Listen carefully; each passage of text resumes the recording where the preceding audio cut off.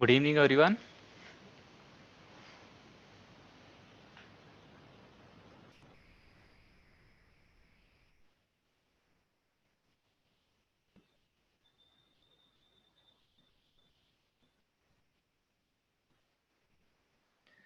I hope my voice is loud and clear.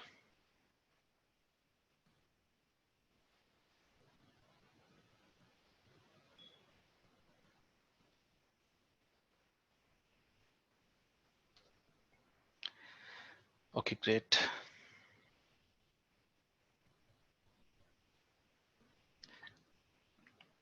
So complete country lockdown हो गई है.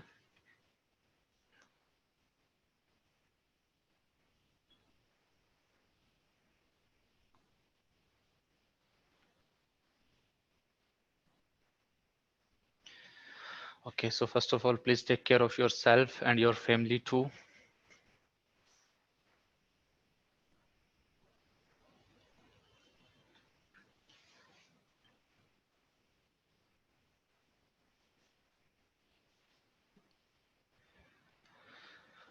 Okay, great. So all right, किसी को कोई भी doubt, कोई भी question before we start?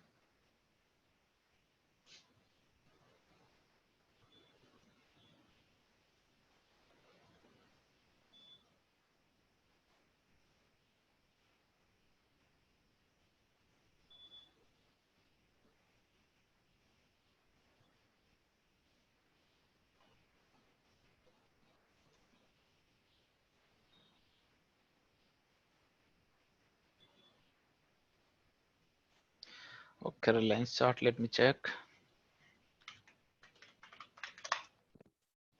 Yes, sir. Tell me.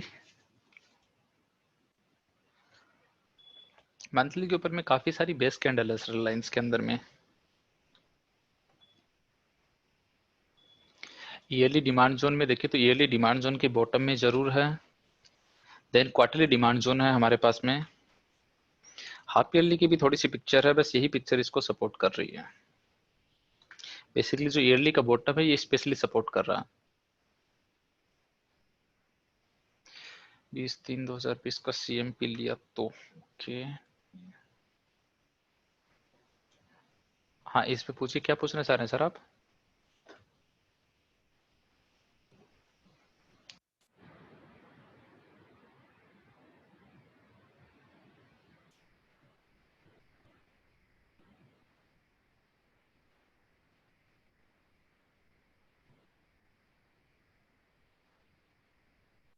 How can analyse trade in higher time frame. Sir higher time frame पे सिंपल है. देखिए यहाँ पे ईयरली डिमांड जोन है. अब ऐसे के अंदर में प्रॉब्लम ये है ना कि मार्केट में सेलिंग प्रेशर बहुत ज्यादा है. अगर सब कुछ यही की यही सेटल हो जाता है तो फिर सारे के सारे डिमांड जोन है वो काफी अच्छे क्वालिटी के हैं, वो यहाँ से चल भी जाएंगे. लाइक आपने निफ्टी बैंक निफ्टी देखेंगे वो ऑलरेडी एक अच्छे डिमांड जोन के अंदर में है. और कोई भी आप स्टॉक उठाइए, कोई भी XYZ, एक बार डिमांड में आने के बाद में वो स्टॉक वहां से रिएक्ट कर रहा है. चाहे वो रिलायंस हो, चाहे श्रीराम ट्रांसपोर्ट फाइनेंस हो, चाहे M&M फाइनेंस हो, चाहे इंडिगो हो, एक बार वो रिएक्ट कर रहा है.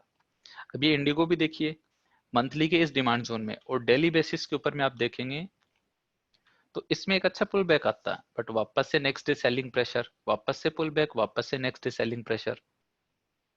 कोई भी आप स्टॉक देखेंगे उन सब स्टॉक के अंदर में एक ही चीज सिमिलर है. डिमांड जोन एक बार के लिए रेस्पेक्ट कर रहे हैं. चाहे आप जो अभी सबसे वर्स्ट चल रहा है इंडसइंड बैंक, आप उसको भी देखेंगे तो एक बार के लिए डिमांड जोन रेस्पेक्ट करते हैं, बट उनमें सेलिंग प्रेशर ही इतना ज्यादा है. Guys give me 1 minute please.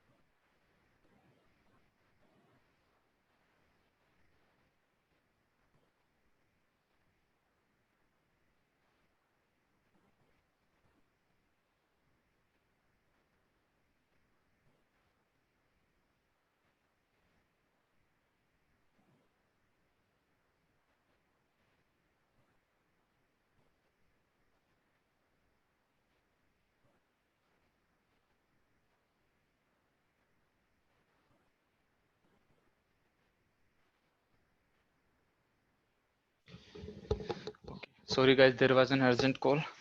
Anyway, we need to wait for the entry. Yes, हाँ, that is the correct way. ऐसे के अंदर में आपको ये करना है कि यहाँ पे कंफर्मेशन एंट्री लेनी। हायर टाइम फ्रेम के डिमांड जोन आपको बहुत सारे मिलेंगे, लेकिन जब एक्सट्रीम ज्यादा सेलिंग प्रेशर हो तो आप नहीं कह सकते कि कौन सा डिमांड जोन सर्वाइव करेगा, कौन सा नहीं करेगा। एक बार के लिए ईयरली डिमांड जोन है वो रेस्पेक्ट कर रहा है यहाँ पे प्राइस में, बट उसके बाद में क्या हो रहा है कि नेक्स्ट डे वापस से एक सेलिंग प्रेशर आ रहा है और वो डिमांड जोन को ब्रीच कर रहा है। तो ऐसे में आप एक काम कर सकते हैं, एक कंफर्मेशन का वेट करें। अब कुछ लोगों के कॉमन क्वेश्चन ये भी रहते हैं, like let me open paint. Confirmation के लिए रूल ये है कि हायर टाइम फ्रेम पे कोई डिमांड जोन है आपका,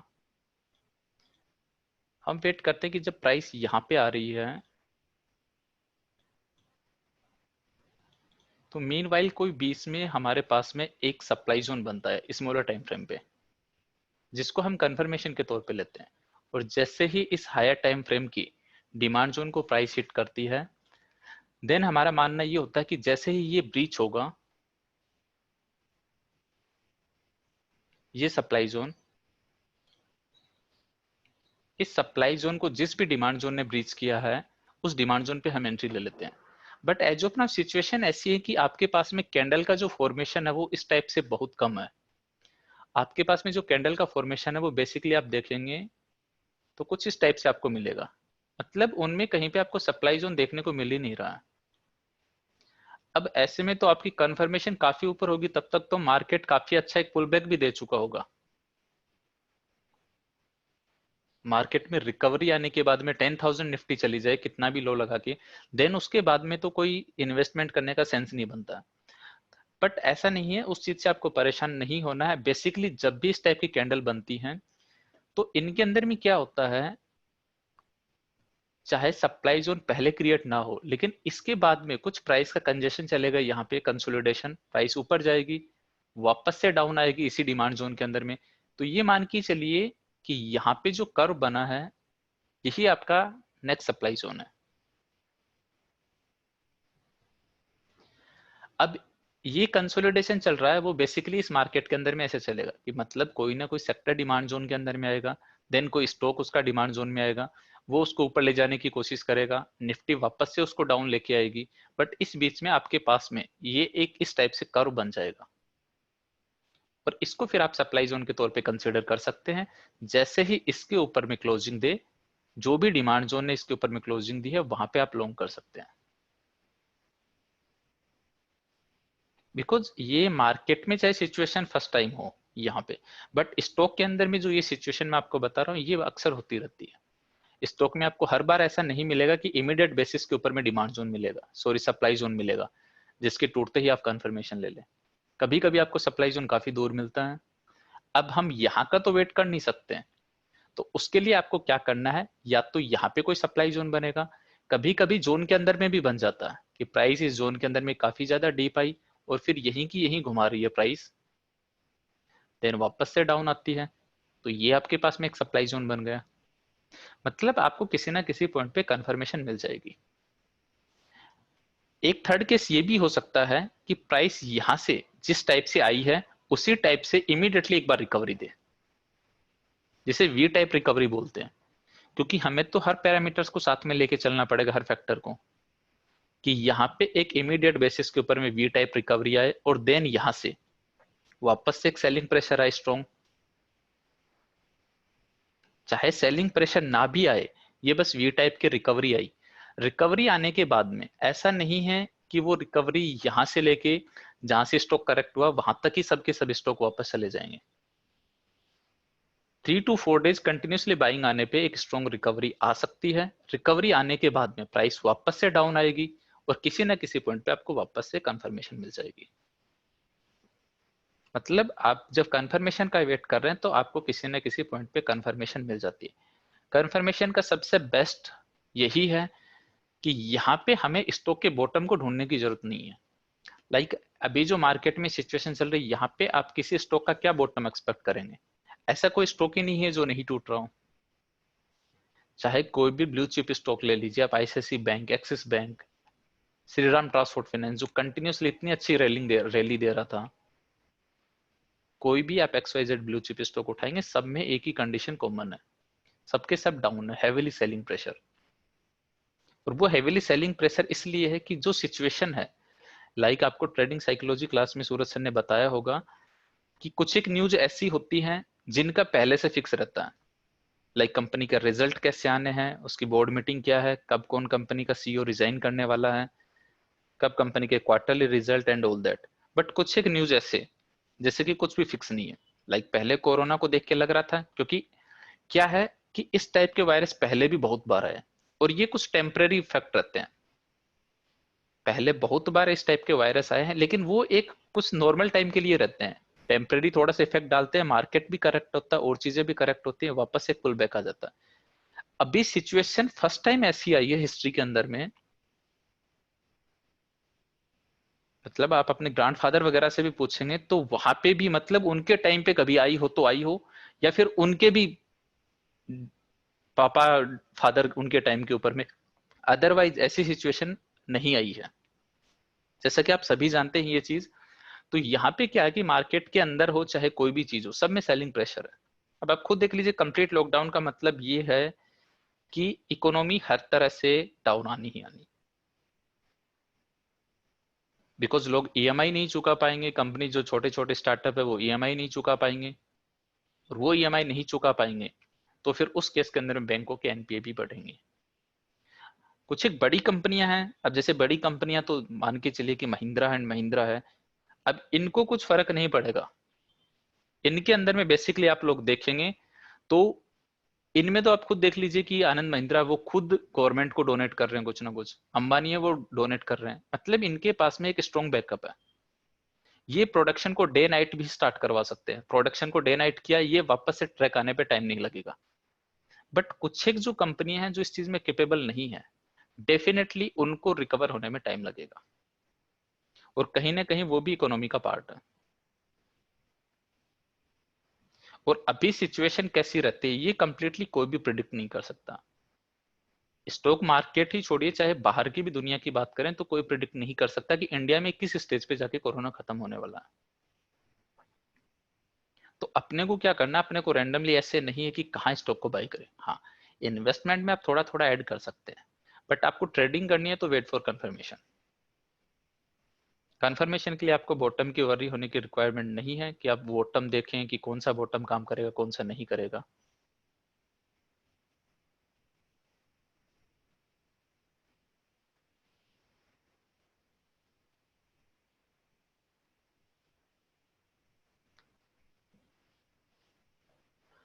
ओके, तो क्वालिटी के डिमांड जोन के ऊपर में ट्रेड कीजिए, कंफर्मेशन का वेट कीजिए, देन ही आप लॉन्ग का प्लान कीजिए। ओके, और किसी को कोई डाउट?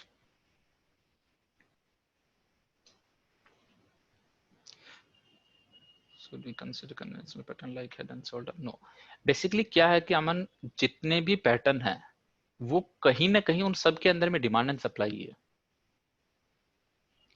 आप कोई भी पैटर्न देख लीजिए, लाइक आपने देखे होंगे कि ट्रेंड लाइन के थ्रू ड्रॉ करते हैं, रिलायंस की बात चल रही थी,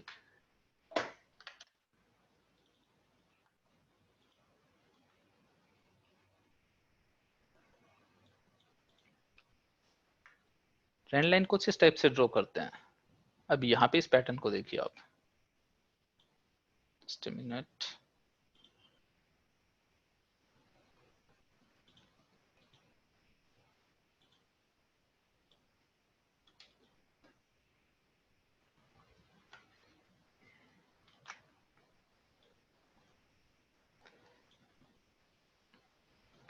ये टेक्निक आपने बहुत जगह देखी होगी, मतलब कि जो भी चार्ट के एक्सपर्ट होते हैं वो शेयर करते रहते हैं कुछ इस टाइप से, कि कोई ना कोई स्टॉक है जिसमें रेंज नेरो हो रही है, वो कंटिन्यूसली उसको रेस्पेक्ट कर रहा है, सिमिलरली लो पॉइंट से भी रेस्पेक्ट कर रहा है, देन किसी भी साइड के अंदर में रेंज टूटती है, देन वहां से वो लॉन्ग करते हैं।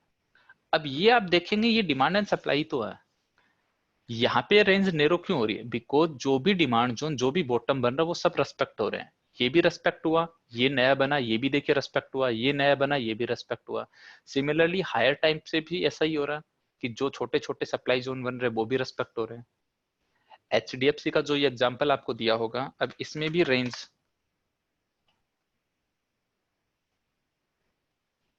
कुछ इस टाइप से रेस्पेक्ट हुई थी।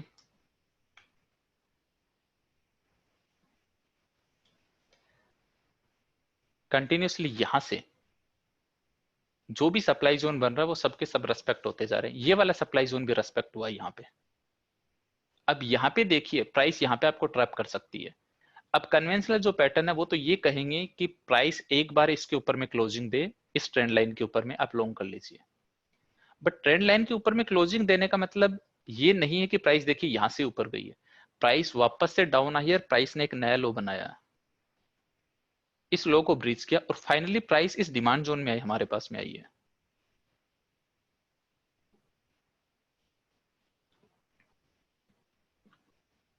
इस डिमांड जोन में प्राइस आने के बाद में वापस से प्राइस ऊपर गई है और फिर इस बार एक अच्छी रैली आई है।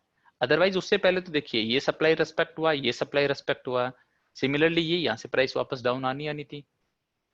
इनके ऊपर में अगर पैटर्न पे आपको काम करना भी हो तो ये देखें कि इसके ऊपर में प्राइस ने क्लोजिंग दी है, क्या क्लोजिंग दी है, दैट मींस कि ये सप्लाई जोन खत्म हो गया है, बायर यहाँ पे पोटेंशियल है, स्ट्रॉन्ग बायर है, फिर आप यहाँ पे कोई डिमांड जोन पे लॉन्ग कर सकते हैं। और अगर ये सप्लाई जोन नहीं टूटा है दैट मीन कि सप्लाई जोन सब रेस्पेक्ट हो रहे हैं, प्राइस और भी डाउन आ सकती है। यहाँ पे जो रिलायंस के एग्जांपल की हम बात कर रहे हैं,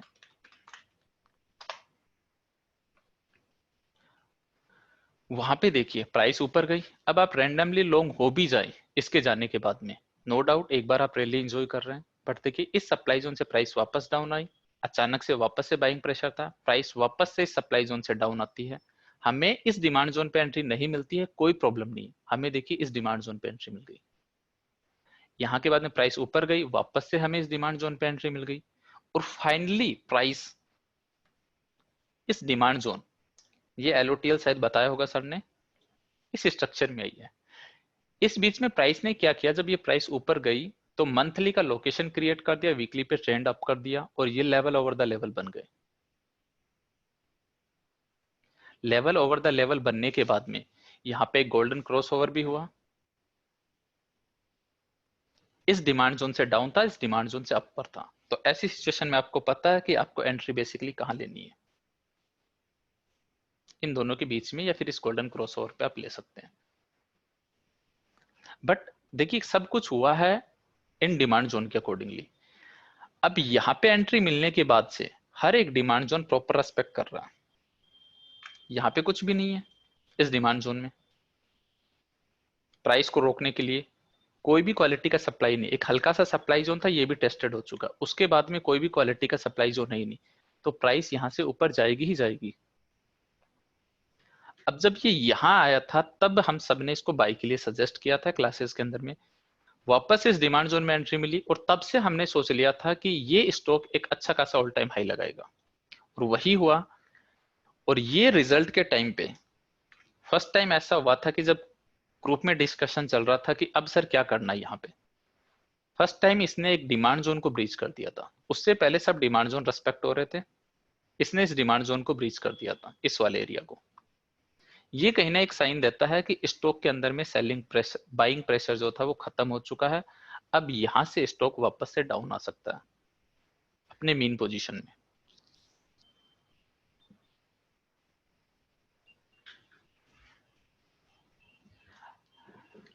forget about that, head and shoulder pattern की अगर हम बात करें तो उसमें भी आप देखेंगे क्या होता है, सबसे पहले एक हेड बनता है,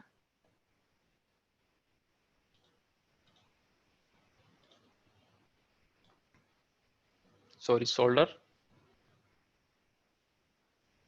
हेड, शोल्डर, और इसमें ऐसा बोलते हैं कि ये जो रेंज है,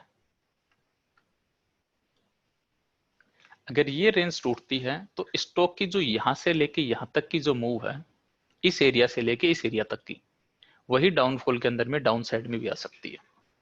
मतलब एक बार स्टॉक अगर इससे डाउन गया तो फिर स्टॉक इतनी ही डाउन साइड में जा सकता है, ये हेड एंड शोल्डर के लिए बोला जाता है। अब ऐसे के अंदर में आप देखेंगे तो एक चीज सोचिए, यहाँ पे ये जो हेड एंड शोल्डर पैटर्न बना है ये भी एक डिमांड की वजह से बना। ट्रैप के अंदर में आपने देखा हो, ट्रैप में भी क्या होता था, बुल ट्रैप बेयर ट्रैप पढ़े होंगे आपने। अब बेसिकली यहां से प्राइस ऊपर जाना, इसका मतलब ये हुआ कि हमें नहीं पता कि कहां पे जाके क्लोज होनी है, ठीक है, बट हमें ये पता है कि इस डिमांड जोन ने, ये जो सप्लाई जोन है इसके ऊपर में क्लोजिंग दी है, ये जो डिमांड जोन बना है इसने इसके ऊपर में क्लोजिंग दी है। अब उसके बाद में वापस से इस डिमांड जोन में प्राइस आ रही है, डिमांड जोन में प्राइस आने के बाद प्राइस वापस ऊपर गई। अब यहां देखिए दो सीन होंगे। कन्वेंशनल के लिए सिर्फ एक सिचुएशन है कि वो यहाँ पे टूटते ही सेल करने वाले हैं। हमारे पास में हम हर टाइप की ट्रेड के लिए तैयार है। वो कैसे? अगर यहाँ पे ये प्राइस अगर किसी बड़े टाइम फ्रेम के सप्लाई जोन को हिट नहीं की है, मैं फिर से रिपीट कर रहा हूं, किसी बड़े टाइम फ्रेम के सप्लाई जोन को अगर प्राइस ने हिट नहीं किया है यहां पे, तो क्या होगा?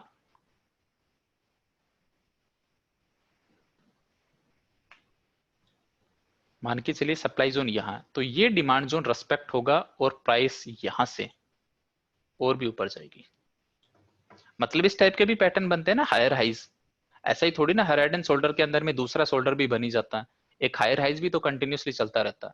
वो इसलिए क्योंकि इस डिमांड जोन ने इसके ऊपर में क्लोजिंग दी थी, ये डिमांड जोन अच्छा था, इस डिमांड जोन में वापस एंट्री मिली और प्राइस ऊपर चली गई।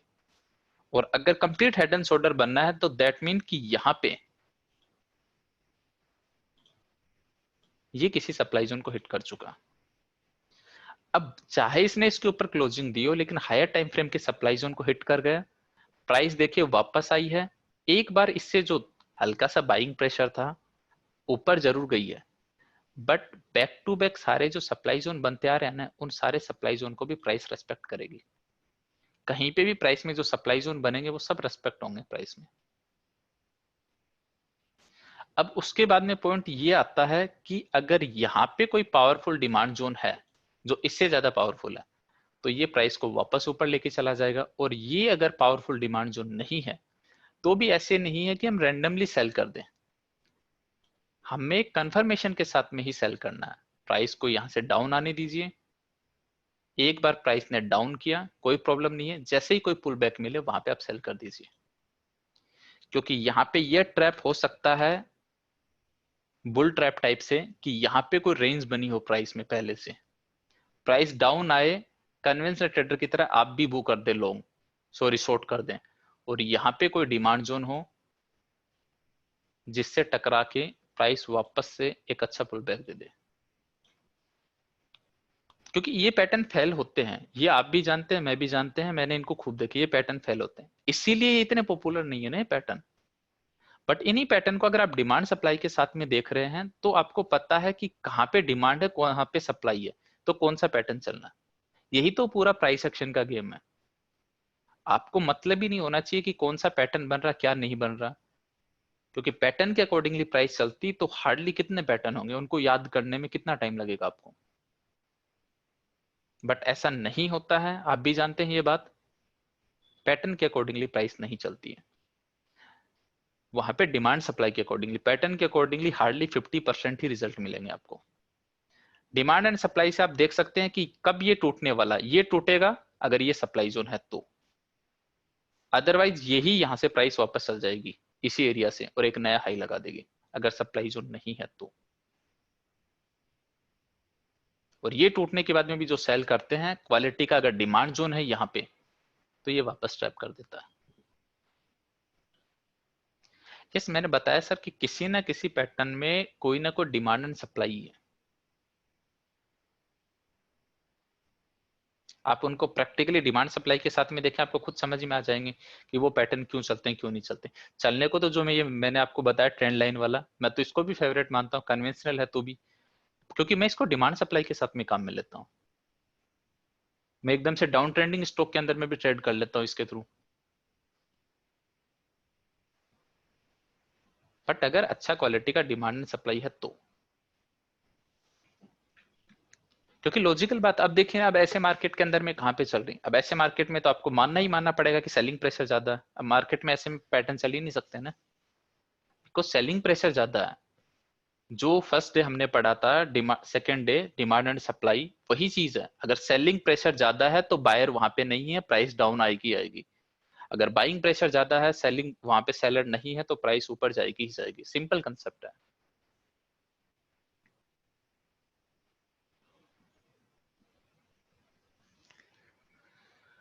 ओके, आई होप सबको क्लियर है ये।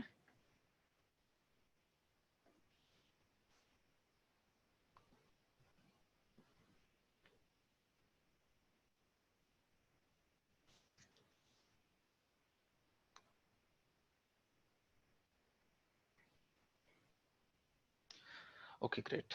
अभी हम पढ़ने वाले हैं कुछ एक इंडिकेटर, बेसिकली दो इंडिकेटर हैं, ऑसिलेटर भी हम उन्हें बोल सकते हैं।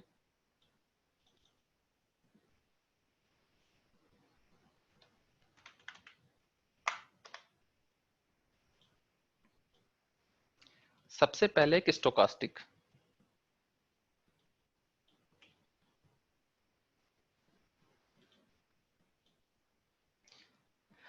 ऐड करने का सिंपल है, right click, study, add study.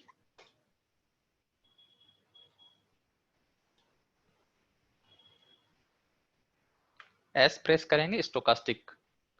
Setting कुछ भी चेंज नहीं करनी, यहाँ पे दो चीजें हैं, ओवरबोट ओवरसोल्ड। ओवरबोट है 80 से ऊपर, ओवरसोल्ड है 20 से डाउन। मतलब अगर 80 से ऊपर अगर प्राइस है, दैट मीन्स कि हम ओवरबोट सिचुएशन में है। 20 से है तो ओवरसोल्ड में है। कैसे काम करता है, अप्लाई कर लेते हैं।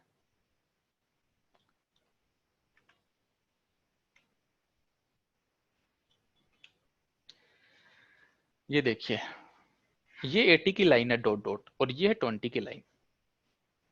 जब भी अगर 80 से ऊपर है प्राइस, मतलब ये इंडिकेटर, तो इसका मतलब ये है कि पर्टिकुलर स्टॉक उस टाइम फ्रेम के ऊपर में ओवरबोट सिचुएशन में जा चुका है, मतलब उसमें बाइंग बहुत ज्यादा हो चुकी है। और अगर 20 से डाउन है तो उस पर्टिकुलर टाइम फ्रेम पे सेलिंग प्रेशर बहुत ज्यादा है, ओवरसोल्ड पोजीशन में जा चुका वो। अब कन्वेंशनल बेसिकली ऐसे कहते हैं कि एक बार कोई स्टॉक अगर ओवरबोट पोजीशन में जा चुका है तो चांसेस है कि वहां से डाउन आए, और कोई स्टॉक ओवरसोल्ड पोजीशन में जा चुका तो चांसेस है कि वहां से अप जाए।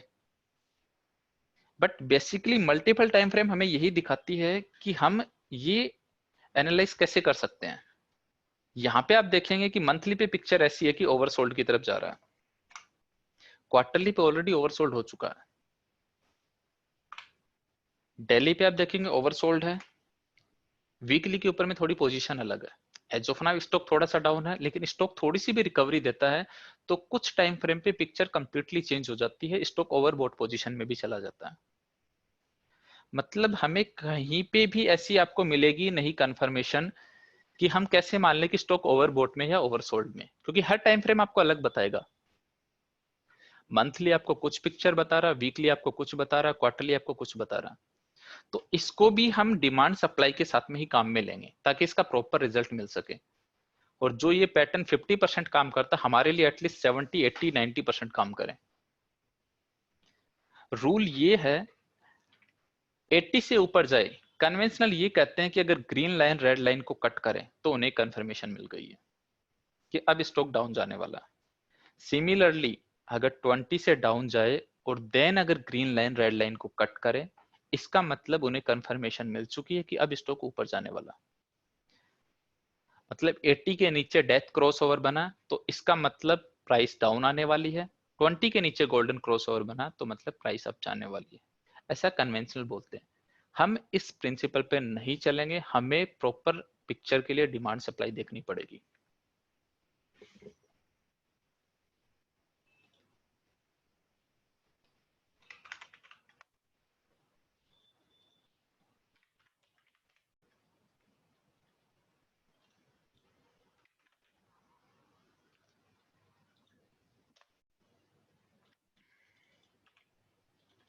ये हमारे पास में एक डिमांड जोन था जिसमें हमने कंफर्मेशन ट्रेड ली थी, एक सप्लाई जोन टूटने का वेट किया था इसी क्वार्टरली टाइम फ्रेम पे। थोड़ा सा बैक साइड से चलते हैं, हिस्ट्री देखते हैं इसकी स्टॉक की। स्टॉक कंटिन्यूसली अप जा रहा, यहाँ पे आप देखेंगे तो स्टॉक ओवरबॉट पोजीशन में जा चुका है। अब as per conventional stock down जाना चाहिए, कि एज पर कन्वेंशनल यहां से स्टॉक डाउन आना चाहिए। और देखिए क्या हुआ है, कंफर्मेशन तो मिल गई है लेकिन स्टॉक डाउन नहीं आया, बस वहीं पे रुका और उसके बाद में प्राइस वापस ऊपर चली गई। यहाँ पे एक बार फिर से कंफर्मेशन मिली कि स्टॉक डाउन आना चाहिए, और देखिए स्टॉक कंटिन्यूसली अप ही जा रहा है। मतलब ये प्रिंसिपल यहाँ पे भी फेल हो गया, यहाँ पे भी फेल हो गया और यहाँ पे भी फेल हो गया, क्योंकि स्टॉक की प्राइस कंटिन्यूअसली अप ही जा रही है। यहाँ पे देखिए काम किया है, बट अगर कोई इसके अकॉर्डिंगली 215 के आसपास कोई सेल करे तो पोजीशन देखिए 780 जा चुकी है, क्योंकि प्राइस में कोई सप्लाई नहीं है, price all time frame high की तरफ जा रही है। तो ऐसे रैंडमली हम नहीं खेल सकते ना। अब देखिए प्राइस डाउन आई है, यहाँ पे डाउन आने के बाद में ये अच्छी खासी डाउन आई, इस बार हमें कंफर्मेशन मिली है एज पर कन्वेंशनल भी और एज पर डिमांड सप्लाई भी, और एज पर जो हमारा कंफर्मेशन है कि स्मॉलर टाइम फ्रेम पे एक सप्लाई जोन ब्रीच हो। जो डेली पे इसने एक सप्लाई जोन ब्रीच किया था, साथ में हमें ये कंफर्मेशन भी मिल गई। हम कह सकते हैं कि हाँ अब स्टॉक अप जाना चाहिए था, और वो वही हुआ कि स्टॉक यहां से अप भी गया। बट अगर यहाँ पे कोई डिमांड जोन नहीं होता तो ये एक बार कंफर्मेशन मिल भी जाती ना, तो ये वापस से डाउन साइड में भी बन जाती है। जैसे यहाँ पे देखिए कंफर्मेशन मिली है, वापस प्राइस अप गई है। तो सिमिलरली यहाँ पे भी ये बैक साइड में हिस्ट्री देख सकते हैं आप, कंफर्मेशन मिलती है फिर प्राइस वापस से डाउन चली जाती है। तो वही चीज यहाँ पे भी हो सकती है, बट हमने डिमांड सप्लाई के साथ में देखकर हमने हमारे वे को फॉलो किया। ये हमें एक एडिशनल ट्रेड स्कोर है बस, कि इसमें अगर ये ऐसा कुछ हमें स्ट्रक्चर मिला तो हम कह सकते हैं कि हाँ हमारी ट्रेड की प्रोबेबिलिटी अच्छी है। सिर्फ इसके अकॉर्डिंगली हम ट्रेड नहीं लेंगे, ये बस हमारी ट्रेड की प्रोबेबिलिटी को बढ़ाएगा। ट्रेड इसके अकॉर्डिंगली हम कभी भी नहीं लेंगे। नहीं, आरएसआई पे भी तरुण बात करने वाले हैं, वो अलग है।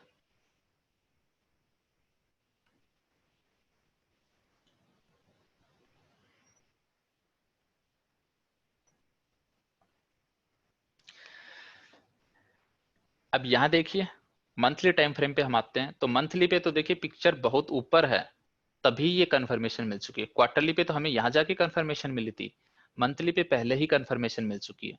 अब यहाँ पे कोई डिमांड जोन है ही नहीं, देखिए प्राइस वापस से डाउन आ गई और अगेन कंफर्मेशन मिली है। इस बार ये क्वार्टरली का डिमांड जोन था, तो एक बार कंफर्मेशन फेल हो गई, ये सेकेंड टाइम चली, क्योंकि सेकेंड टाइम हमारे पास में डिमांड सप्लाई की स्ट्रक्चर है। और फिर हमने इसको और भी अच्छे वे में देखने के लिए एक सप्लाई जोन टूटने का वेट कर लिया। एक एग्जांपल देखा होगा अपने Ajanta pharma, I think Suraj sir ने डिस्कस किया हो मे बी।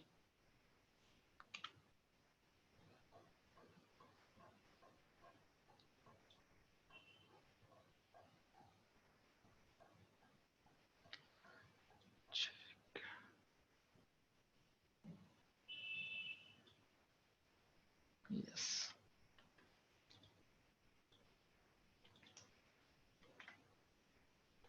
ये एक सप्लाई जोन था हमारे पास में, सॉरी डिमांड जोन। अगर आप इस डिमांड जोन में देखेंगे तो कुछ भी गलत नहीं है, 7 आउट ऑफ 7 तो है ये डिमांड जोन। कैंडल्स में गैप भी है, गोल्डन क्रॉसओवर भी है, और मैं आपको ये कह रहा हूं कि यहाँ पे मंथली का लोकेशन भी है और वो डेली के एग्जीक्यूशन से प्रॉपर कोइंसाइड कर रहा है। मतलब मंथली का लोकेशन और डेली का एग्जीक्यूशन दोनों इसके अंदर में है, कोइंसाइड कर रहे हैं। और साथ में मैं आपको ये भी कहूं कि यहाँ पे सेक्टर भी कोइंसाइड कर रहा था, निफ्टी फार्मा भी। तो देखिए कितने मल्टीपल ट्रेड स्कोर हो गए। और यहाँ पे आप देखेंगे कि इस डिमांड जोन ने जो ये पूरा कंसोलिडेशन था, इस पूरे कंसोलिडेशन के ऊपर क्लोजिंग दी हमें। मतलब जो स्टॉक कंटिन्यूसली डाउन जा रहा था, इस डाउन ट्रेंड के जो पूरा कंसोलिडेशन था उसके ऊपर में क्लोजिंग देना, इन कैंडल ने मंथली की लेग इन बना देना, इन कैंडल ने मंथली की बेस, और इन कैंडल ने मंथली की लेगआउट। ट्रेंड वगैरह सब कुछ ऑलरेडी अप हो चुका था। इतने ट्रेड स्कोर मल्टीपल ट्रेड में है, उस वजह से ये वीक टू वीक चला। आज इसमें देखिए एक नया ट्रेड स्कोर भी है। अब ये देखिए लाइन के नीचे भी नहीं गई है प्राइस, उससे पहले ही एक कंफर्मेशन मिल गई है लाइन के नीचे जाने बिना ही। क्योंकि जरूरी नहीं है कि स्टॉक हर बार ओवरबॉट के बाद में ओवरसोल्ड जाए। ये देखिए बीच से भी वो लौट सकता है, वापस ओवरबॉट हो सकता है। सिमिलरली एक बार प्राइस ऊपर जा रही है तो ऐसा जरूरी नहीं कि अब ओवरबॉट होगा, वो बीच में कहीं से वापस से ओवरसोल्ड हो सकता है, जैसे यहाँ पे हुआ है। तो सिमिलरली प्राइस जरूरी नहीं कि इस लाइन के डाउन जाए ही जाए। ये सब कुछ काम कर रहा है डिमांड सप्लाई पे, क्योंकि डिमांड जोन पहले आ गया। अगर डिमांड जोन थोड़ा सा डाउन होता तो यहां तक भी प्राइस आ जाती, पर डिमांड जोन पहले था तो उस वजह से ये बीच से ही चल गया। अब आप लोगों में कुछ लोगों के माइंड में ये क्वेश्चन भी आता होगा कि ऐसे जो इतने हाई प्रोबेबिलिटी डिमांड जोन है जिनमें प्राइस विक से ही लौट जा रही है, तो इनके अंदर में हम बॉडी टू वीक भी तो एंट्री ले सकते हैं सेकेंड टाइम। हमें पता है कि यहाँ पे तो बहुत सारे पेंडिंग ऑर्डर और भी है रिमेनिंग, गोल्डन क्रॉस ओवर भी है अभी भी, विक से ही तो प्राइस गई है और विक से भी हल्की सी ऊपर से ही। दोबारा एंट्री लेना रिस्की है नो डाउट, बिकॉज कुछ एक पेंडिंग ऑर्डर पिकअप हो चुके हैं, बट ये बात भी सही है कि यहाँ पे अभी भी बहुत सारे पेंडिंग ऑर्डर हैं, ये बात भी बिल्कुल सही है।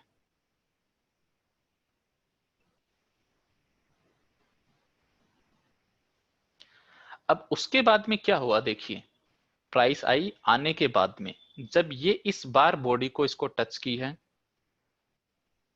सबसे पहले देखिए यहाँ पे एक कंफर्मेशन मिली है, बट यहाँ पे कोई डिमांड जोन ही नहीं है। यहाँ पे आप एक ब्लैक डॉट है उसके थ्रू मैच कर सकते हैं, इस ब्लैक डॉट के थ्रू। यहाँ पे कंफर्मेशन तो मिली है लेकिन कोई डिमांड जोन नहीं है। प्राइस देखिए वापस से डाउन आ गई, एक डेथ क्रॉस ओवर बना दिया, और इस बार वाला जो गोल्डन क्रॉस ओवर है ना उसके साथ में देखिए डिमांड जोन है, प्राइस ने इस बार बॉडी को हिट किया, और ये कंफर्मेशन जो मिली है ना इसके थ्रू ये ट्रेड वापस चल गई। मतलब पावर डिमांड में ही थी, बट यहाँ पे किसी को फिर भी ट्रेड करनी हो तो कुछ इस टाइप की आप कंफर्मेशन देख सकते हैं कि यहाँ पे स्टोकास्टिक ने हमें कंफर्मेशन दी है कि प्राइस ऊपर जानी चाहिए। रैंडमली स्टोकास्टिक कंफर्मेशन दे रहा है तो देखिए वो काम नहीं कर रही, क्योंकि प्राइस को रोकने के लिए कोई डिमांड जोन नहीं है। लेकिन एक डिमांड जोन में आने के बाद में कंफर्मेशन दे रहा है तो मतलब यहां से प्राइस ऊपर जा सकती है। यहां मैच कीजिए डॉट को, प्राइस यहां है, और इस ब्लैक डॉट को आप यहां मैच कीजिए, आपको साफ समझ में आ जाएगा। इसके बाद में देखिए ये यहाँ पे एक हल्का सा सप्लाई जोन भी काम कर गया, क्योंकि प्राइस वापस से ओवरबॉट एरिया में जा चुकी है। तो ये आप इंडिकेटर को यूज कर सकते हैं अलग अलग टाइम फ्रेम के ऊपर में, उनसे आपको एक कंफर्मेशन का आइडिया मिल जाएगा। जिस भी ट्रेड पे आपको डाउट हो कि ये चलेगी या नहीं चलेगी, उस ट्रेड के अंदर में आप इस इंडिकेटर को काम में ले सकते हैं। लाइक ये डिमांड जोन है, अच्छा खासा बॉटम का डिमांड जोन है, इसने इस मूव के ऊपर में क्लोजिंग भी दी है, लग रहा है क्या पता चल जाए, बट फिर भी डाउट है कि चलेगा या नहीं चलेगा, तो कुछ कंफर्मेशन देख सकते हैं। कंफर्मेशन देख रहे हैं कि इस डिमांड जोन में जब एंट्री मिली है तो देखिए इंडिकेटर ने भी कंफर्मेशन दी है, पहले भी कंफर्मेशन दी है, बट पहले देखिए यहाँ पे प्राइस है, यहाँ पे कोई डिमांड जोन नहीं है। ओवर सोल्ड के बाद तो कंफर्मेशन यहाँ पे भी मिली है, बट यहाँ पे कोई डिमांड जोन है ही नहीं, बट यहाँ पे देखिए डिमांड जोन था, कंफर्मेशन मिली, प्राइस यहाँ से वापस ऊपर चली गई। तो जिस डिमांड जोन पे आपको डाउट हो तो उसमें आप इस टाइप के, जैसे कि हम देखते थे कैंडल देखते थे, गैप्स देखते थे, कोई कैंडल स्टिक पैटर्न हुआ, कोई मार्केट ट्रैप्स हुआ, मूविंग एवरेज हुआ, EMA 20 हुआ, सेक्टर हुआ, तो इस टाइप से ये भी आपके पास में आज से ट्रेड स्कोर है जो आपके ट्रेड की प्रोबेबिलिटी को बढ़ाएगा। ये आपको कहीं पे भी किसी भी ट्रेड में मिल जाए तो आप उसमें 1 नंबर ऐड कर लीजिए कि अब आपकी ट्रेड चलने की प्रोबेबिलिटी बढ़ गई है।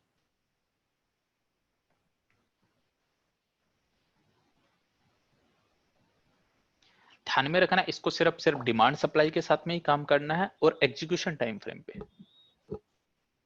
हायर टाइम फ्रेम से आप आइडिया ले सकते हैं कि हायर टाइम फ्रेम की पिक्चर क्या सजेस्ट कर रही है, हायर टाइम फ्रेम का जो डिमांड जोन है वो होल्ड करेगा या नहीं करेगा, बट उसके अकॉर्डिंगली फिर आपको कंफर्मेशन जरूर देखनी है, जो हम सप्लाई जोन टूटने की कंफर्मेशन करते हैं, जो अभी टीवीएस में डिस्कस किया हमने। अदरवाइज एग्जीक्यूशन टाइम फ्रेम पे आपको किसी लेवल में डाउट है तो आप चेक कर सकते हैं कि स्टोकास्टिक आपको क्या सजेस्ट कर रहा है। सबसे फर्स्ट कि वो ओवरसोल्ड में है या नहीं डिमांड के टाइम पे, और साथ में कोई कंफर्मेशन दी है या नहीं। ओवरसोल्ड में है तो भी आप ट्रेड ले सकते हैं, क्योंकि हो सकता है वो कंफर्मेशन ट्रेड चलने के बाद में दे, कभी कभी ऐसा भी तो हो सकता है। बट किसी लेवल में अगर आपको डाउट है कि ये लेवल चलेगा या नहीं चलेगा, तो उसमें कंफर्मेशन होने के बाद में ही एंट्री लें।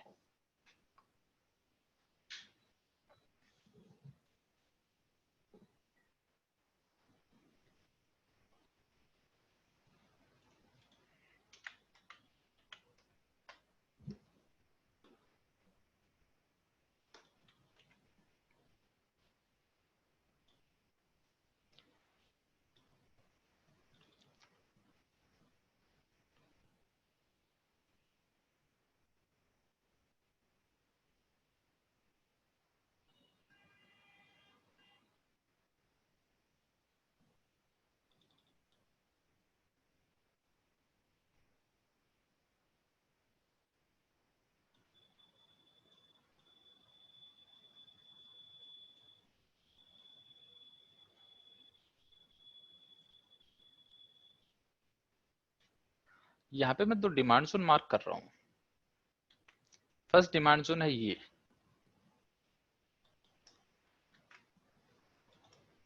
सेकेंड डिमांड जोन है ये। अगर बात करें डिमांड जोन की स्ट्रेंथ की, तो आप देखेंगे यहाँ पे एक बेस कैंडल है, यहाँ पे दो बेस कैंडल है, बट यहाँ पे लेग आउट जो है थोड़ी ठीक है एज कंपेयर टू दिस। मतलब कुल मिला के अगर आप ओवरऑल पिक्चर देखेंगे बेस लेग आउट वगैरह को कंसीडर करके, तो दोनों के दोनों डिमांड जोन इक्वल प्रोबेबिलिटी के शो हो रहे हैं आपको। बट देखिए ये डिमांड जोन तो चल गया है, बट ये डिमांड जोन टूट गया है। कोई बता सकता है इसका क्या रीजन हो सकता है?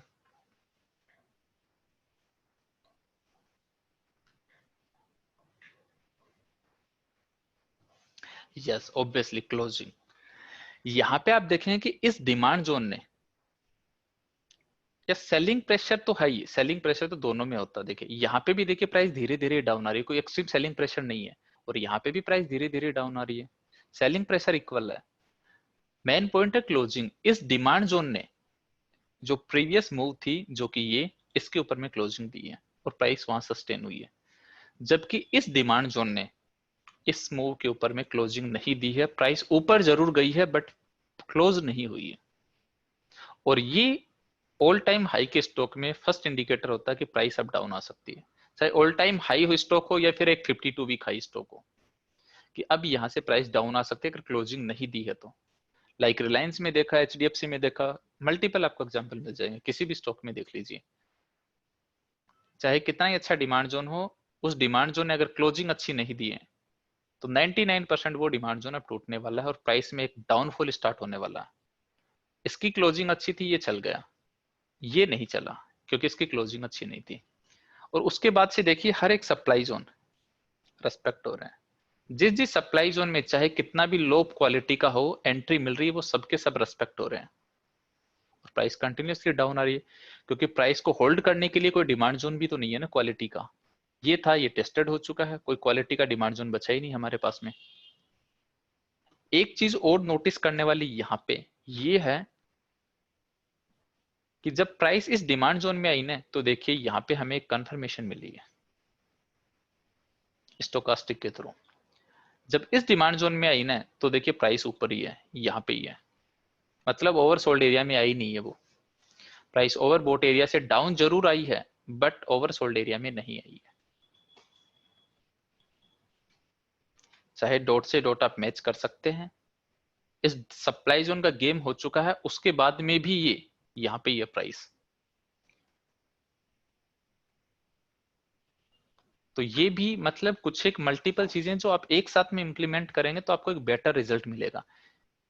इन सब चीजों के लिए आपको थोड़ा थोड़ा टाइम देना पड़ेगा, टाइम स्पेंड करना पड़ेगा कि इन सब चीजों को एक साथ में इंप्लीमेंट करें, अपने ट्रेडिंग स्टाइल को और बेटर से बेटर बनाएं। वेट करें अच्छी अपॉर्चुनिटी का। जो मार्केट की अभी सिचुएशन है, कोई प्रॉब्लम नहीं, हम तो ट्रेड ले नहीं रहे हैं, बिल्कुल सेफ है अपना कैपिटल, क्यों अननेसेसरी लॉस करना है ऐसे मार्केट में।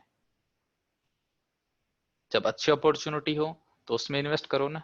लेट्स सपोज आप 12,000 पे इन्वेस्ट करने वाले थे, 11,000 पे इन्वेस्ट करने वाले थे, 10,500 पे इन्वेस्ट करने वाले थे, और उस बीच में आपको अचानक से ऐसी लॉटरी मिले कि आपके लॉस कुछ भी नहीं हुआ है और आपको मौका मिल रहा है यहाँ पे इन्वेस्ट करने का, तो ये अच्छा बेटर ऑप्शन है ना। और भी बेटर ऑप्शन हो सकता है कि और भी डाउन मिले, बिकॉज हम पेशेंस कर रख रहे हैं, वेट कर रहे हैं एक अच्छी अपॉर्चुनिटी का, कोई कंफर्मेशन मिले। जब तक कंफर्मेशन नहीं मिलती है कोई प्रॉब्लम नहीं है, 40 रुपीज का स्टॉक आपको 60 पे मिले, बट 60 पे कंफर्मेशन तो होगी ना कि अभी 40 पे मिल रहा है, बाद में 60 पे मिलेगा, बट 60 पे कंफर्मेशन होगी। हो सकता है 40 वाला 20 पे मिले आपको अदरवाइज। तो इन पॉइंट्स को ध्यान में रखना है। अब इसके बाद में एक इंडिकेटर आता है आरएसआई, जिसको लोग अलग अलग तरीके से यूज करते हैं। अगेन हम तो डिमांड सप्लाई के साथ में ही यूज करेंगे ताकि बेटर रिजल्ट मिल सके। काम कैसे करता है, स्टोकास्टिक को वापस लगाता हूं, दोनों में डिफरेंस समझा देता हूं। रिलेटिव स्ट्रेंथ इंडेक्स वही सेम चीज है, ओवरबोट ओवरसोल्ड। ओवरबोट उसमें 80 था, यहाँ पे 70 है, इसमें ओवरसोल्ड 30, उसमें 20 था। अप्लाई कर देते हैं, देखिए थोड़ा सा अलग है इससे।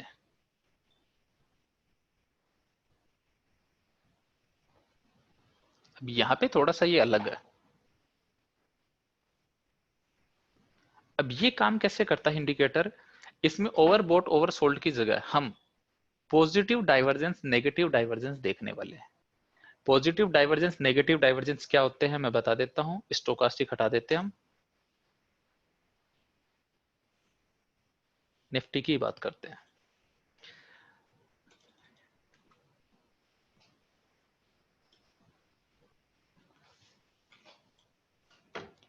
मान के चलिए कि स्टॉक में तो कंटिन्यूसली लो बन रहा हूं।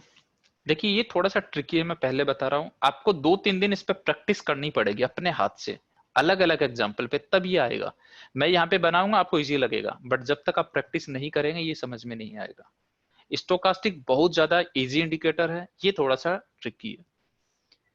यहाँ पे देखिए price Nifty back to back low पे लो लगा रही है, आपको नहीं पता कि ये लो कहाँ खत्म होगा। अब आप ये सोचे ये बॉटम है तो नया बॉटम बना दिया, फिर देखिए वापस एक नया लो, फिर वापस एक नया लो, मतलब हर बार प्राइस लो पे लो लगा रही है। ऐसे तो हम बोल ही नहीं सकते ना कहाँ पे वो है बॉटम है। अब ये इंडिकेटर कैसे काम करता है कि यहाँ पे तो लोअर लोज बने प्राइस के अंदर में, और यहाँ पे हायर हाइज बने। यहाँ पर हायर हाइज का मतलब ये है कि एक बॉटम डाउन साइड में और एक बॉटम अप साइड में, कुछ इस टाइप से। यहाँ पे इजी है प्लॉट करना, यहाँ पे ही चैलेंज रहता है हमेशा। चैलेंज कुछ नहीं है, एक बार आप समझ गए तो। यहाँ पे देखिए प्लॉट करना है, दो बॉटम को मैच करना है आपको, कि फर्स्ट बॉटम ये, फिर उसके बाद में हायर हाइज का बॉटम होना चाहिए, लोअर लोज का नहीं। जैसे अगर लोअर लोज के मैच करने होते तो सिंपल है कि ये बॉटम है और फिर ये बॉटम है, इन दोनों को मैच कर देते हैं। हायर हाइज का मैच करना है तो ये बॉटम है और ये बॉटम है, इन दोनों को हमने मैच किए। अब लाइन से लाइन मिलाते हैं, देखिए पॉइंट से पॉइंट, ये जो ब्लैक टिक है इसको फोकस करना है। अब ये देखिए ये ब्लैक टिक कहाँ है, इस मूव के बाद में, मतलब ये जब मूव बनी तो यहां पे हम कह सकते हैं कि ये तो था लोअर लो, और ये हो गया हमारे पास में हायर हाई।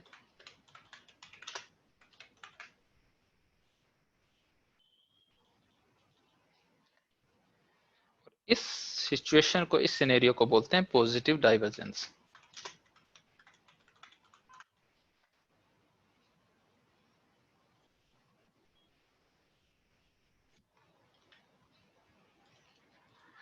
कि स्टॉक में लोअर लो बने, इंडिकेटर में हायर हाई बने, उसके बाद में ऐसा मानना होता कि अब प्राइस जो है वो यहां से अप जाएगी। बट हमें तो सिर्फ इससे मतलब नहीं है, हमें कंफर्मेशन के लिए डिमांड जोन चाहिए। अभी ये लास्ट टाइम हुआ था जब निफ्टी में एक अच्छी रैली आई थी, रैली यहां से आई हो लेकिन कंफर्मेशन पहले ही मिल चुकी है, बिकॉज ये निफ्टी के अंदर में एक हाई क्वालिटी का डिमांड जोन था। इस डिमांड जोन में एंट्री मिली।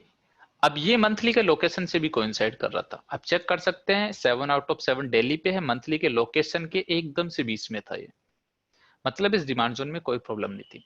एक हल्का सा ट्रेंड जो था ना वो अप टू साइडवेज हो गया था, क्योंकि प्राइस अच्छी खासी डाउन आई थी। तो उसमें हमें ये कंफर्मेशन मिल गई साथ में कि यहाँ पे हमारे पास में, कि हम साइडवेज टू अप ट्रेंड में नहीं खेलना चाहते, हम बिल्कुल सेफ खेलना चाहते हैं। तो हमें कुछ एडिशनल ट्रेड स्कोर चाहिए, और एडिशनल ट्रेड स्कोर हमारे पास में यही है कि यहाँ पे हायर हाइज बना जब यहाँ पे लोअर लोज बन रहा था। और सेम डे जब ये आई थी, आप चेक कर सकते हैं 23 अगस्त 2019, यहाँ पे निफ्टी को इस बॉटम पे बाई करवाई थी टेलीग्राम पे, बिकॉज डिमांड जोन था और यहाँ पे हायर हाइज का कंफर्मेशन था। सेम यही चीज बैंक निफ्टी में भी थी।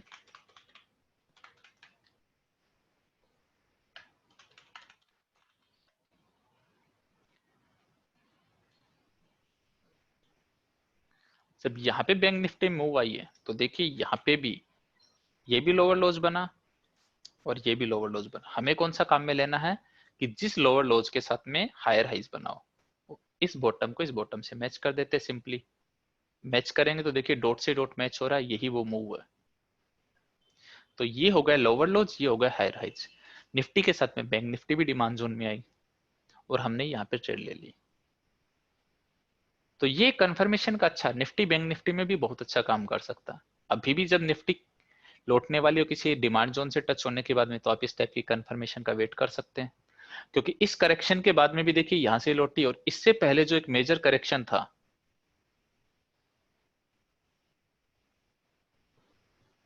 बैंक निफ्टी, यहां पे भी यही हायर हाइज और ये लोअर लोज। यस, मैं रिपीट कर देता हूं सस्मित, यहां पे स्टॉक में लोअर लोज बनना चाहिए।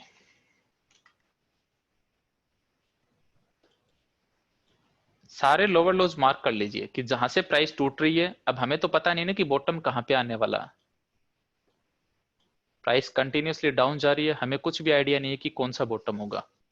हमने ये भी मार्क कर लिया, इससे पहले हमने ये भी मार्क कर लिया था, इससे पहले हमने ये भी मार्क कर लिया था।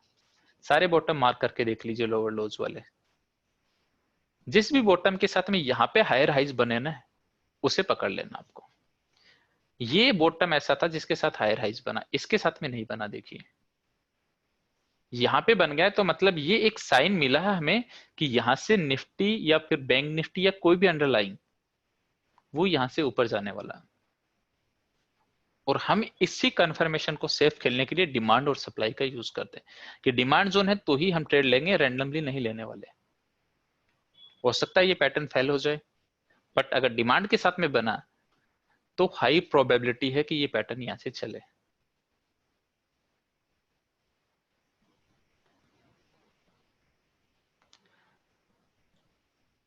प्रीवियस करेक्शन की हम बात कर रहे थे, उसमें भी देखिए यहाँ पे प्राइस कंटिन्यूअसली डाउन है, और यहाँ पे हमारे पास में एक हायर हाइज बना है। निफ्टी का भी प्रीवियस अगर आप देखेंगे, ये डाउनफॉल, ये हमारे पास में हायर हाइज।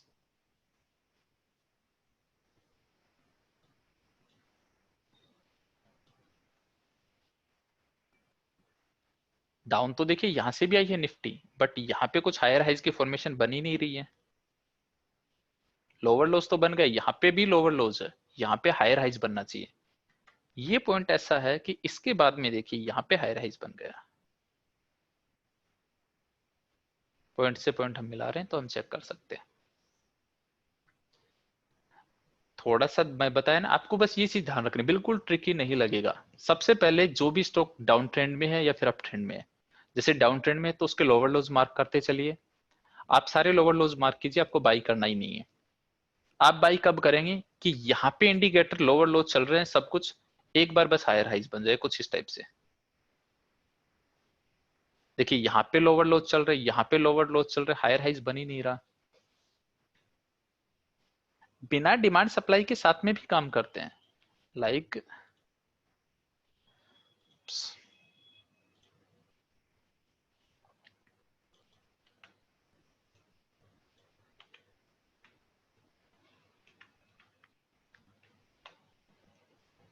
हम कुछ सेल की ट्रेड देखें।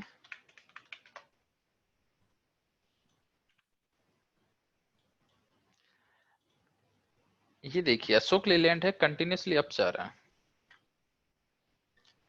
फर्स्ट टाइम ऐसा हुआ अशोक लेलैंड के अंदर में कि ये तो हायर हाइज बना है। इस बार देखिए उल्टा है, हायर हाइज यहाँ पे भी बना है, ये हायर हाइज ही बन रहे सबके सब, ये भी हायर हाइज बना, और यहाँ पे एक लोअर लोज बना। अब की बार देखिए बॉटम को हम थोड़ा सा अलग तरीके से कैच कर रहे हैं। सिंपल ये देख लीजिए, ये तो हो गया हायर हाइज और ये है लोअर लोज। मार्क करना बिल्कुल भी डिफिकल्ट नहीं है, एक बार की प्रैक्टिस से ही आपको आ जाएगा। अब जब ये आपको बना है ना यहाँ पे लोअर लोज और ये हायर हाइज, तो इस सिचुएशन को बोलते हैं नेगेटिव डाइवर्जेंस। और नेगेटिव डाइवर्जेंस को हमेशा काम में लेंगे सप्लाई जोन के साथ में।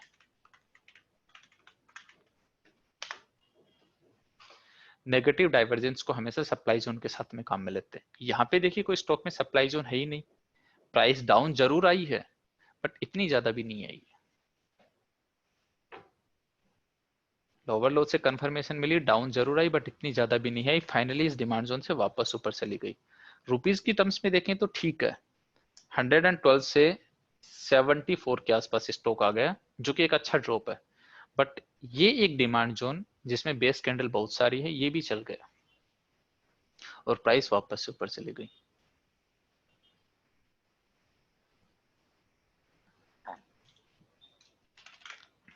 जो टाटा मोटर पे कंफर्मेशन आपने पढ़ी होगी,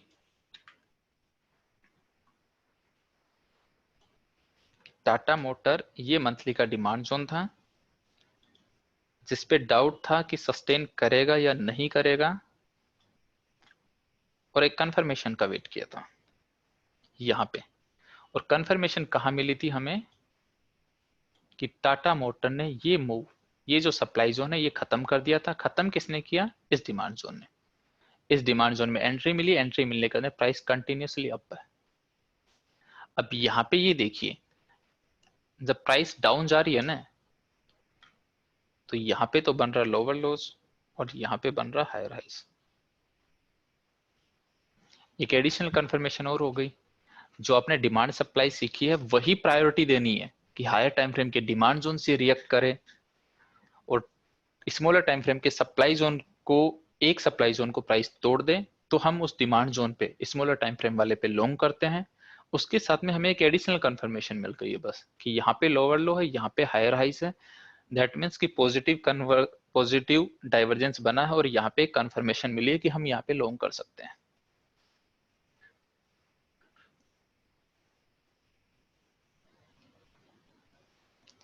प्रायोरिटी ऑलवेज डिमांड सप्लाई है। ये सारे ट्रेड स्कोर एडिशनल है कि आपकी ट्रेडिंग को और बेटर बनाने के लिए, कि कहां पे भी डाउट हो तो इनको इंप्लीमेंट कीजिए। ऐसा नहीं है कि आपको इनको सबको चार्ट पे रखने हर टाइम, कि आपने स्टोकास्टिक भी रख लिया, आपने आरएसआई भी रख लिया, फिर देखिए ये सब कुछ बहुत छोटे हो जाएंगे, चार्ट में कुछ समझ में नहीं आएगा।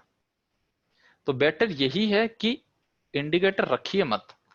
जहां पे भी आपने ट्रेड प्लान कर ली है, फिर उसके अंदर में आप एक बार देख लीजिए कि कहाँ क्या कंफर्मेशन मिल रही है। बाकी तो देखिए जो गोल्डन क्रॉसओवर है वो सामने दिखेगा आपको कि कहाँ गोल्डन क्रॉसओवर है, कहाँ ट्रेवर्सिंग थ्रू द जोन है, कहाँ EMA 20 है, और कौन सा कैंडलस्टिक पैटर्न कहाँ बन रहा, कहाँ बुलिश हरामी है या कहाँ बुलिश एंगल्फिंग है या हैमर है, साथ में कहाँ पे कौन सा गैप है, ये सब कुछ आपको सामने दिख रहे हैं। चेक क्या करना है? बैक साइड के अंदर में सेक्टर और ये कुछ एक इंडिकेटर।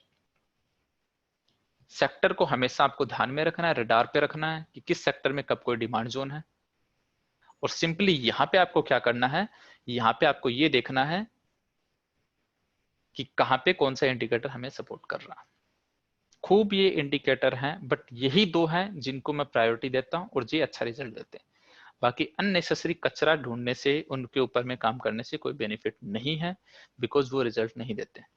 RSI नो डाउट अच्छा इंडिकेटर, अच्छा रिजल्ट देता है। कुछ ओवरबॉट ओवर सेलिंग में काम में लेते हैं, बट ये अकॉर्डिंग टू मी, मेरे पर्सनल एक्सपीरियंस से ये एक बेस्ट वे है प्रिडिक्ट करने का, RSI के थ्रू ट्रेड करने का, बिकॉज इससे रिजल्ट मिलते हैं। कभी भी निफ्टी में डाउनफॉल आता है, यही आपको एक कंफर्मेशन देता है। कभी भी बैंक निफ्टी में डाउनफॉल आए या कोई भी स्टॉक में आए, ये आपको एक बॉटम बता देगा कि कहाँ पे बॉटम है। स्टॉक में लोअर लो ढूंढो, यहाँ पे हायर हाइज का वेट करो, और जब तक यहाँ पे हायर हाइज ना बने तब तक स्टॉक में चाहे कितने भी लोअर लोज बनते रहे, हमें कोई प्रॉब्लम नहीं है। हम तभी लॉन्ग करेंगे जब यहाँ पे हायर हाई बनेगा।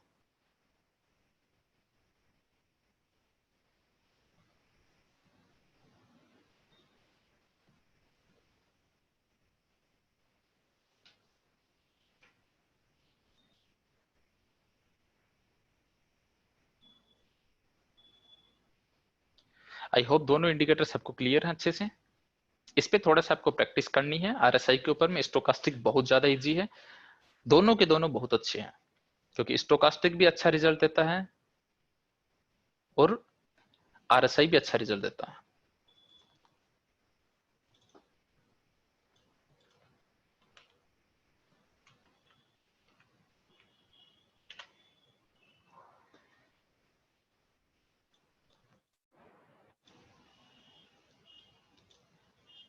देखिए बॉटम कंफर्म नहीं हुआ, कुछ बन रहा है, प्राइस लग रही है, यहां से ये बॉटम कंफर्म हो जाएगा, देन हम कह सकते हैं डिमांड जोन में बना। तो फिर एक चांसेस है कि यहां से प्राइस ऊपर जाए। बट अभी मैंने बताया कि अभी सिचुएशन, जितनी भी अभी तक हिस्ट्री में सिचुएशन हुई स्टॉक मार्केट की, उन सबसे अलग है। अगर कोरोना यहीं स्टॉप होता है, दैट मीन्स सब चीजें काम करेंगी, और कोरोना यहीं पे स्टॉप नहीं होता तो टेक्निकल फंडामेंटल XYZ जो भी रिसर्च है कुछ भी काम नहीं करने वाली। बिकॉज इतना आप अच्छे से अवेयर हैं खुद इस चीज से कि ना टेक्निकल ना फंडामेंटल। बिकॉज अगर इकोनॉमी क्लियर कट इंडिकेट कर रही है कि अगर ब्रेकडाउन लॉकडाउन होते हैं तो उसकी वजह से डाउन जाएगी, कोरोना फैलता है तो लाइक अभी मोदी जी ने बोला देश 21 साल पीछे चला जाएगा, सिंपल है, अगर इतने इतने लॉकडाउन रहे और ये प्रॉब्लम ज्यादा हो गई, डेफिनेटली उसमें फंडामेंटल टेक्निकल कुछ काम नहीं करेगा, लोग पैनिक होंगे, लोगों के पास में पैसा ही नहीं रहेगा तो सब अपनी सेविंग को निकालेंगे, चाहे वो स्टॉक मार्केट में हो, चाहे बैंक में हो, चाहे कहीं पे भी हो।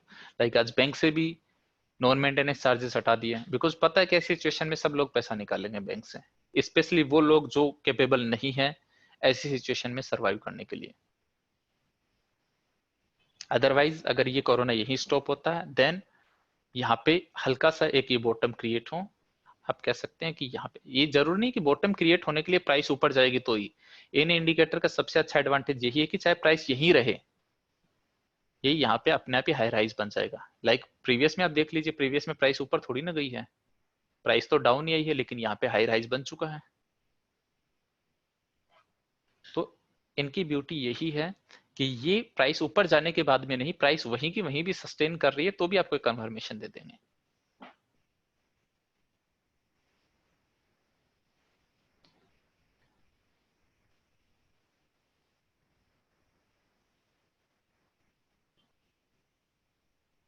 किसी को और कोई डाउट हो इसमें तो आप पूछ सकते हैं मुझसे। एक क्लास और है हमारी जिसमें हम कंप्लीट थोड़ा सा ट्रेड सेटअप के बारे में पढ़ेंगे कि कैसे आपको क्विक वे में ट्रेड ढूंढनी है, चार्ट को कैसे क्विकली स्कैन करें, पर्टिकुलर जो भी स्टॉक्स हैं बिग ट्रेड लिस्ट में उनको क्विक वे क्या है स्कैन करने का, एक प्रॉपर हमारा जो आगे चलने का वे है वो क्या होने वाला है। यस कपिल गो एड, कि पर्टिकुलर कौन सी अप्रोच होगी जिसके थ्रू हम ट्रेडिंग करने वाले हैं, क्या प्रॉपर वे है, कैसे एक्सेल मेंटेन करनी है एंड ऑल दैट, और साथ में हम पढ़ने वाले हैं most important trailing stop loss, कि ट्रेलिंग स्टॉप लॉस के थ्रू हम कैसे 20:1, 10:1, 15:1, 25:1 तक का टारगेट अचीव कर सकते हैं। यस हो सकता है, और कहीं ना कहीं निफ्टी के अंदर में जो नेक्स्ट मंथ है इतना लिक्विड नहीं है, नेक्स्ट मंथ की जो निफ्टी है वो इतनी लिक्विड नहीं है। And the same thing happened in 1992 after bomb blast, उस टाइम भी ऐसी सिचुएशन हुई थी और मार्केट को बंद करना पड़ा था।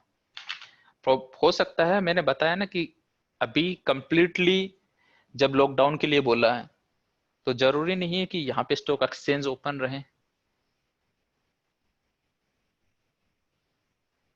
इस टॉप डाउन अप्रोच हम पढ़ने वाले हैं, टॉप डाउन अप्रोच के थ्रू ही हम क्विक वे के अंदर में स्टॉक को आइडेंटिफाई करेंगे कि कैसे हायर टाइम फ्रेम से चले और कैसे हम देखें। लास्ट टॉपिक जो हमारा वही है top down approach and trailing stop loss. Top down approach का मतलब यही होता है हायर टाइम फ्रेम से स्टार्ट करना, फिर लोअर टाइम फ्रेम तक आना और फिर उसको कंटिन्यूसली बेसिस के ऊपर में ट्रैक करना ताकि कुछ भी मिस ना हो। ओके बीएससी ने बोला ओपन रहेंगे, हाँ हो सकता है तरुण, बिकॉज उसके बाद में हमें इमीडिएटली हमने क्लास स्टार्ट कर दी थी, so I was not aware, but situation कुछ भी हो सकती है।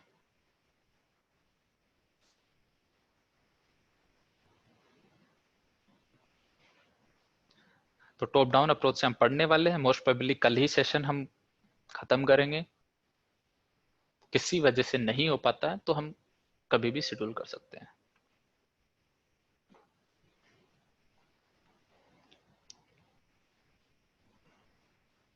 बाकी जो पढ़ा है अभी तक उस पर ज्यादा से ज्यादा प्रैक्टिस कीजिए, सब लोग अच्छा कर रहे हैं ग्रुप के ऊपर में, बाकी के जो लोग हैं वो भी एक्टिव होइए प्लीज, ताकि सबको और भी अच्छा लगे और भी मजा आने लगे।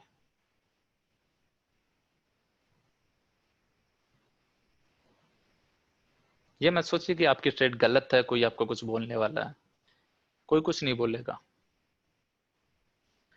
Yes now work from home,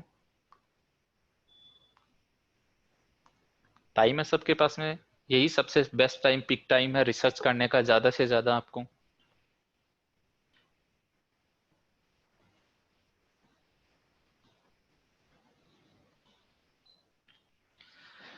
Great. All right, everyone. See you soon. Till then, good night. Take care. Take care of yourself and your family too. Good night and bye.